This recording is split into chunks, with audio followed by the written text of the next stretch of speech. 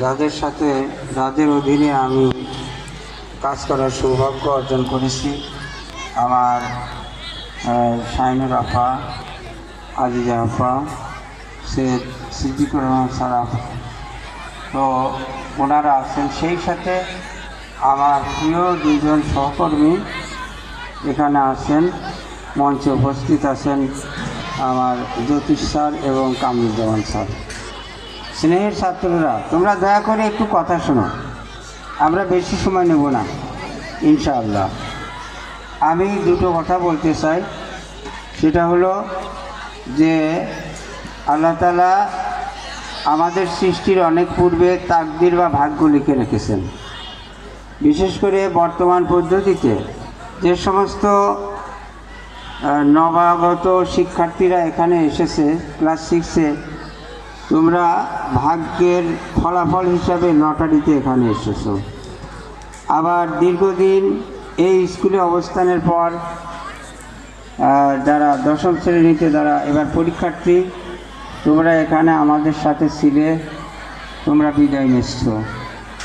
তো তোমাদের সবার জন্য শুভকামনা এবং দোয়া। আল্লাহ তাআলা তোমাদের সবাইকে সার্বিক কল্যাণ দান করুন, আমিন। আর বিশেষ করে আমার দুজন সহকর্মী যারা আমার জ্যোতিষ স্যার এবং কামরুজ্জামান স্যার, অনেক দিন প্রায় 31 বছর আমরা একসাথে চাকরি করেছি।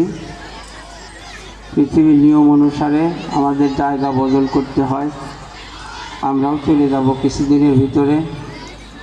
তো আমি বিনীতভাবে ওনাদের কাছে আমার পক্ষ থেকে, বিদ্যালয়ের পক্ষ থেকে, আমরা যদি কেউ সহকর্মীবৃন্দ ওনাদের মনে কষ্ট দিয়ে থাকে কোনো রকম, দয়া করে ওনারা আপনাদের মাফ করে দেবেন। ওনাদের কাছে আমরা দোয়া চাই এবং আমরাও দোয়া চাই, আমাদের জন্য দোয়া করবেন। আল্লাহ তাআলা যেন আমাদেরকে ইহকালীন পরকালীন সার্বিক সাফল্য দান করেন। সবশেষে আমার 3জন সাবেক প্রধান শিক্ষক, তারা আমাদের এসেছেন, আমরা ধন্য মনে করছি।